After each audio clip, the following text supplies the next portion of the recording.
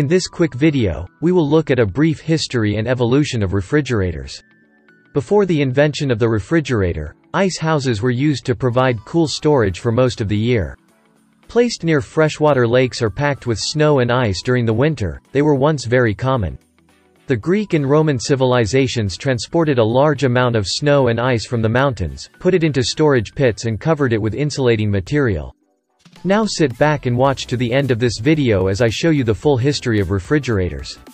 Also, kindly support us by liking this video. Also subscribe if you are new here for more.